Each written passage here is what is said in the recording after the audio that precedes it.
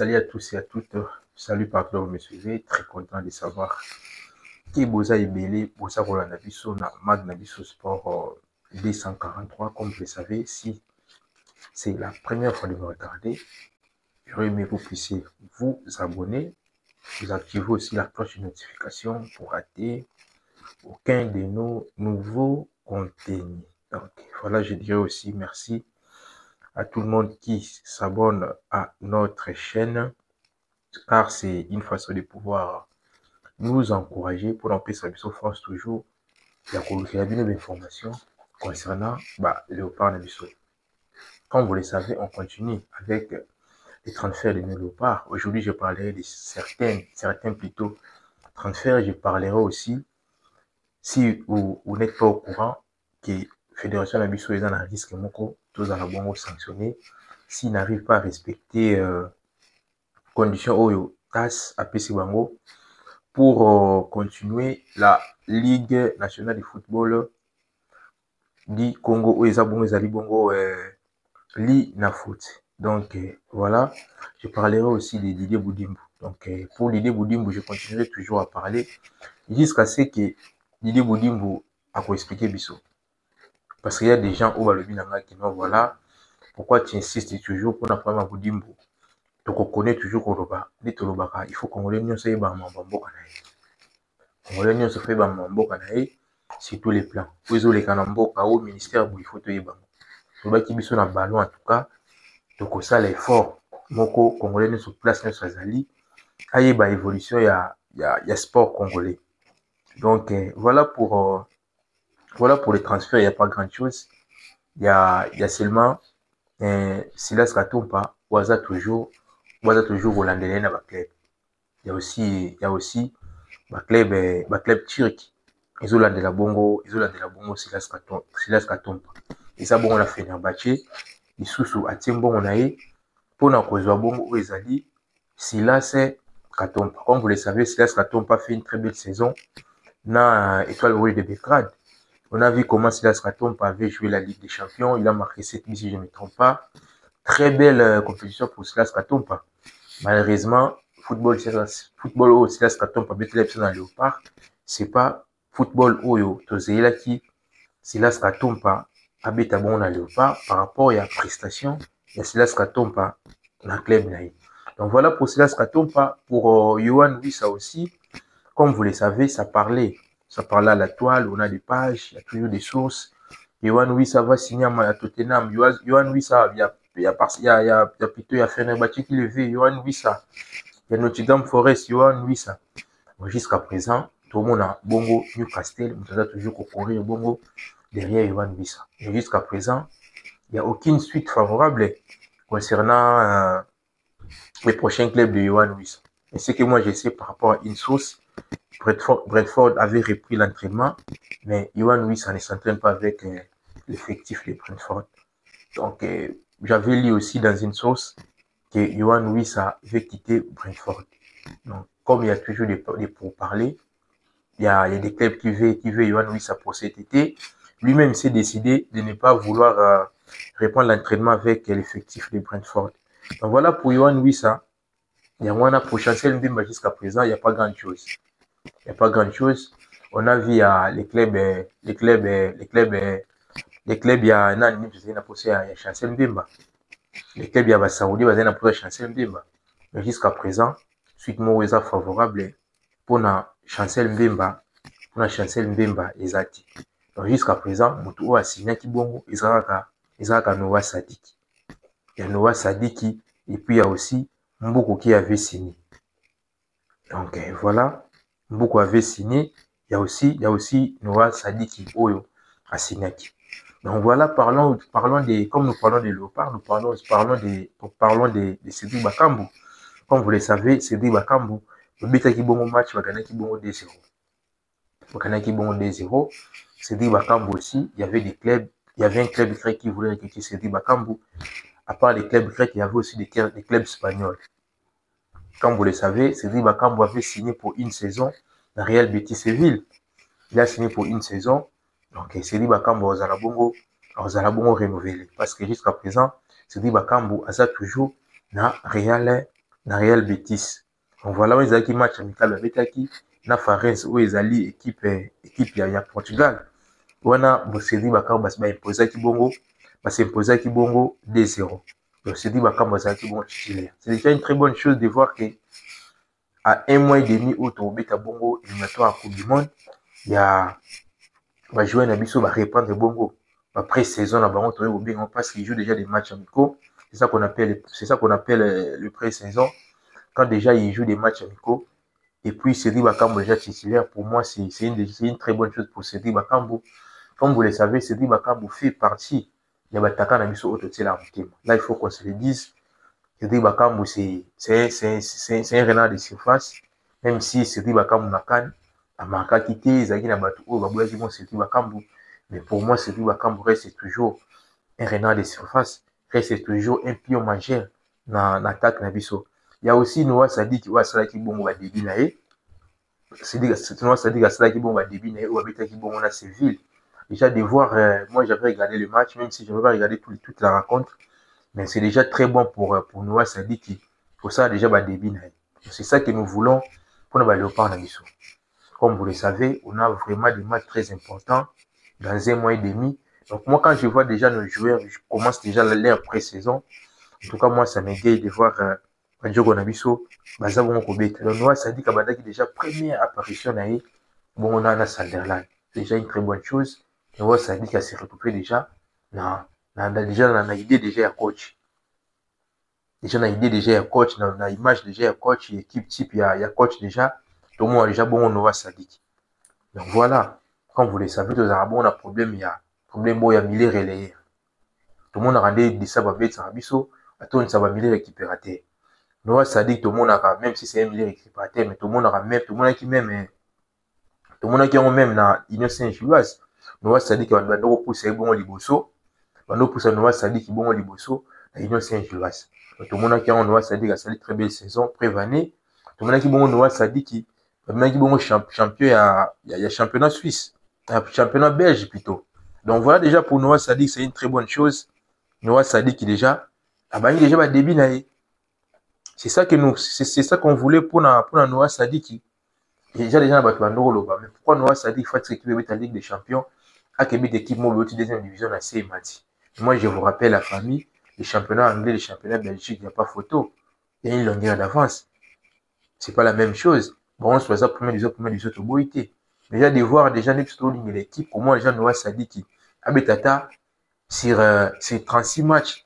Ce Noah Sadiki, Abetata, déjà, t'as 30 matchs, mon boy. Ils ont déjà bien. On se rappelle de terrain. Donc, merci à Noah. Merci à Noah. Donc, félicitations à toi, Noah. Donc, continue bon au championnat Calamity. Tout le monde a Noah na Manchester, tout le monde a Noah na Chelsea. Donc, voilà. Ah, sous 10 jours après signature, il y a Mboukou. Mboukou a celle qui bon première fois, bêta qui bon match amical, Moko contre Rodez.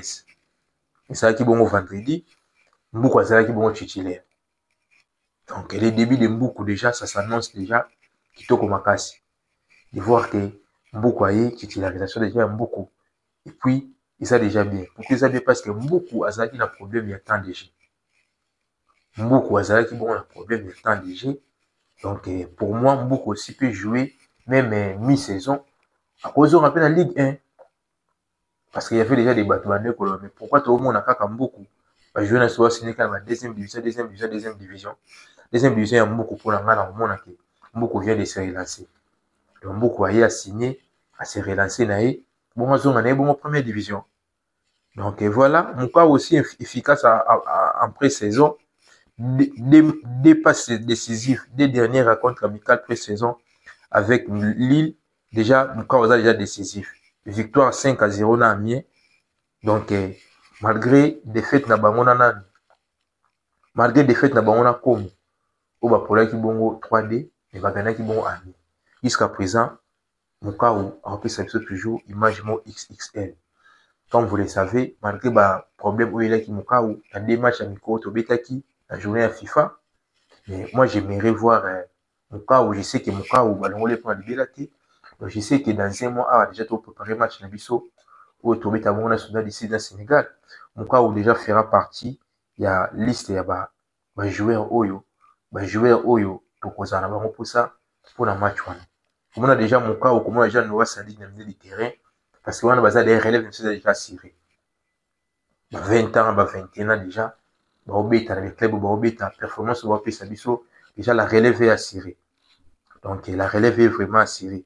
J'avais parlé de Banza comme vous le savez, il y a Wolfsburg qui veut recruter Banza pour ce mercato d'été. Donc là on verra. Jusqu'à présent Banza l'année dernière comme vous le savez, il a joué en Turquie, c'était juste en prête pour une saison. Là il a fini sa saison. Ndingaza toujours na contrat na ye bongo na Braga. Donc, tu éviter quelle sera la nouvelle destination ou le nouveau club. Il y a Simone Mbanza. Il y a Simone Banza plutôt. Donc voilà, on verra. Mercato continuer. Donc, tout ça, on a ti la août awa. Championnat, monsieur Bozonga. Total a bon intérêt à Banza et vous allez bon. Pour la soirée, tu as le bilan qu'ils ont na Fenerbahçe et puis ils ont na Galatasaray. Ou bazali bon na posa ya ko zwa bon maswaku mais semaine nde na lobby ba congolais soit linga ballon bozala mas coach bozala vraiment coach bozala concentré parce que semaine monde to koyeba ba départ ya ba joueur na biso mususu. Donc voilà pour na moi ba information toza na ngo pona ba joueur na biso ba leopard na biso bazongi ko s'entraîner na club. Je me joins toujours à transfert. Et puis, je vous signale aussi, Passi aussi avait débuté avec Rodez. Passi avait débuté avec Rodez, habité bon 30 minutes. C'est déjà bon. Partout là où vous me suivez, Tissiko Dimitri Berthaud nous laisse dans la devinette. Pourquoi je dis dans la devinette? Dimitri Berthaud, équipe Naïsa reléguée. Et puis, Dimitri Berthaud ne fait plus partie à l'effectif où Eza Bongo, il y a Montpellier. Donc, Dimitri Berthaud finira toujours à partir cet été. Mais jusqu'à présent, la destination de Dimitri Berthaud nous inquiète. Pourquoi nous inquiète? Parce que Dimitri Berthaud a monté Oyo, dans le match de Stobeti à Souka. Il y a l'éliminatoire à la Coupe du Monde. Tout le monde a qui prestation au Dimitri Berthaud.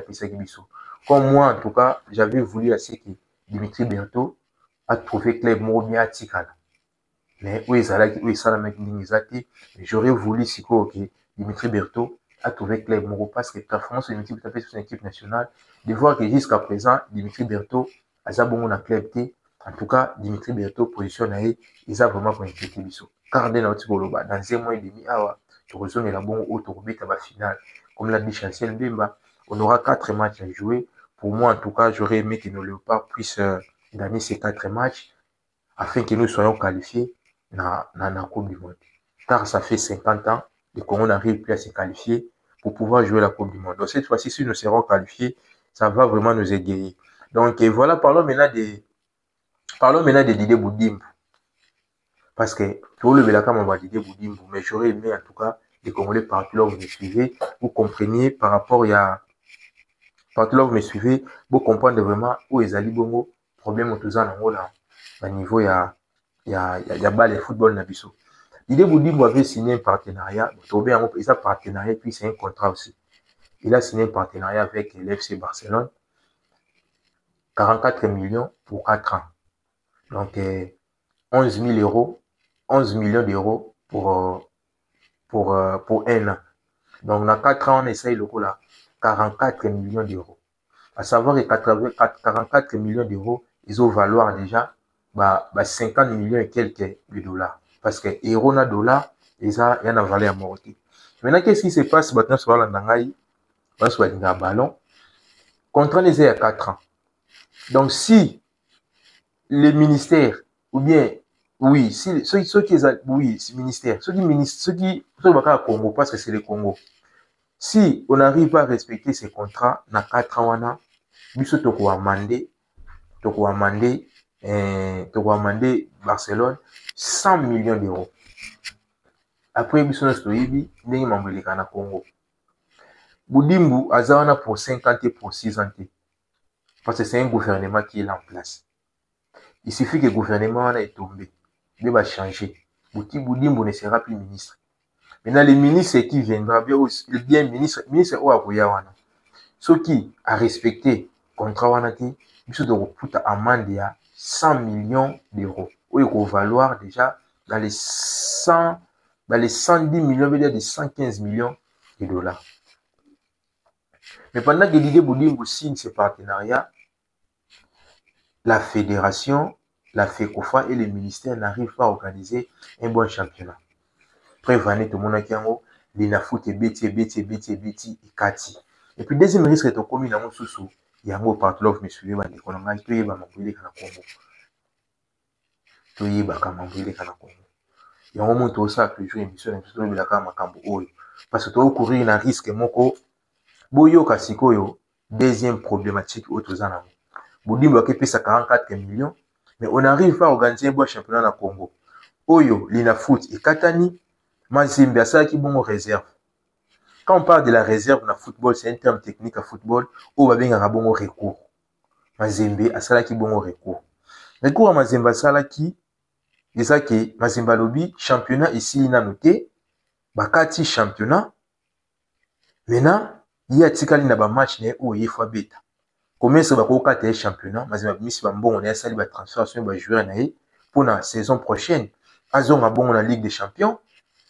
FECOFA na ministère bozik championnat bokati. La famille, on a un sérieux problème à niveau du football congolais au besoin de photo yeba kabandeko. Qu'est-ce qui se passe maintenant? Il y a TAS qui a décidé à lobby si les 31 juillet oyo FECOFA na ministère va trouver solution pour le championnat et bêta. Mais à savoir que ça reste 7 journées pour que le championnat finisse. Maintenant, les 7 journées-là prendra minimum 21 jours. Déjà, à dater d'aujourd'hui, Tito Koma, les 31, Tozana, 11 jours. Sikoyo, championnat Oyo, il y a les 7 journées, où il y a bon minimum 21 jours, maximum 21 jours au-delà, 25, 1 mois. Est-ce que dans 7 jours, où tu as 1 jour, tu as 31. Est-ce que la FECOFA et le ministère et sport seront à mesure de pouvoir résoudre ce championnat et bêta? Point d'interrogation. Et puis, ceux qui FECOFA na ministère na ye bakoyi kozonga ce championnat te pour dire bunu bakepe 44 millions kuna. Biso to risqué, tous à la bongo sanctionné. Le Congo risque d'être sanctionné. Donc on n'aura même pas le droit de pouvoir participer. Même la Coupe d'Afrique autorisée. La Coupe d'Afrique, on n'aura plus le droit à Robeta. Même les éliminatoires à Coupe de Monde autorisée, parce que nous serons sanctionnés. Parce que si la FIFA ou la CAF sanctionne la FECOFA, tout ce qui est membre sport et à balle plutôt, tous à la sauter. Nos clubs n'iront plus à la Ligue des Champions ni à la CAF. Et Congo peut être ni Coupe d'Afrique, peut être ni les à Coupe du Monde. Mais au moment où nous avons 44 millions kuna, au lieu d'organiser où les abongo championnat, na biso lina foot, va organiser yango championnat beta malam. En tout cas, on a vraiment dans la position de Boudi, il faut expliquer biso l'intérêt à m'envoyer ça wapi. Pourquoi oleka olongola bon kozwa bongo mbongo ko kabambongo. Et puis na obandela kalma mambo batu bayeba. Tant on a signé partenariat on a Barcelone a olata yango na ba mayo na olata yango na entraînement. Et puis Barcelone exige qui ceux qui tolingi alata mayo na biso na match à Barcelone au Barcelone Ligue des Champions. Là maintenant nous serons obligés de rebakisa mbongo. Dans un pays là où il y a la guerre, dans un pays où les clubs Nabiso ont du mal à pouvoir se déplacer d'une ville à l'autre, l'avion est athée, Bino Bozi 44 millions de Kabana Barcelone, bon Bokabi. Nani yango atalaka entraînement à Barcelone pour mon appel ma commis RDC cœur de l'Afrique. RDC au cœur de l'Afrique. RDC non atalaka entraînement Barcelone. Même quand tu dis Barcelone à Zalaka, pas tout un match, Barcelone a se chauffer. Non atalaka. Nani atalaka ngo bandeko.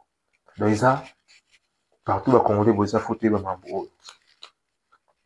Fauteuil ba makambo oyo. pour bato mosusu bakondamne. Mais pourquoi Mazembe akefunda bongo na TAS? Pourquoi Mazembe akefuta bongo na CAF? Mazembe a raison. Mazembe a raison parce que Mazembe a sali ba transfert na ye. Mazembe a beaucoup dépensé parce que azonga bon en Ligue des Champions. Nous tous nous le savons que Mazembe c'est le seul club au Congo où Atara va jouer la condition. C'est le seul club au Congo où il défendra bon image du football congolais. C'est le plan international, c'est le plan Mamounos.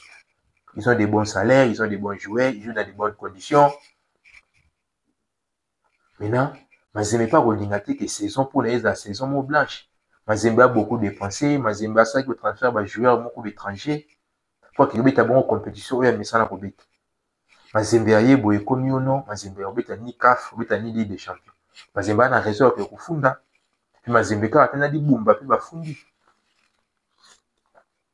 Est-ce que Fekofa na ministère baza na misère aux ce championnat na 11 jours et traité à 7 journées? Point d'interrogation. Point d'interrogation. Point d'interrogation. Et ça vraiment passe. Et ça vraiment passe, Bandeko. Et ça vraiment passe. Et ça vraiment passe. Et ça vraiment passe. Normalement, dans les années, on a moins d'idées pour Dimbo. À l'équipe, on va l'émission, on va expliquer les détails à partenariat. Et voilà les partenariats que j'ai fait avec Mazembe et Barcelone. Ça va nous apporter ceci, cela, cela. Ce que j'ai fait avec Monaco, voici les avantages. Voici Boye. Ce que j'ai fait avec Milan, c'est c'est ça que nous voulons. Comme ça va nous apaiser. On va plus passer à la télé, parler de ça. Mais tant qu'il dit Boudimbo, Azo, Yebsa, Biso, Tito, Monarama, Biso, Beba, Biso, Toroloba. Biso, Toroloba. Congo, c'est un tout comme moi aussi, je peux devenir aussi ministre des Sports. Pour un été. Je peux me trouver dans la grande pour devenir ministre des Sports. Donc, Congo, c'est un Biso, Congo, c'est un Biso, Yango Moni, Masolo, na Biso, Alelo, na Mag, na Biso, Sport 243, Tolobeli, Mambo, Biso, ils ont Mambo, na Biso, Baba, ils ont Mambo, na Biso, Biso, Mambo, Bisséquité, donc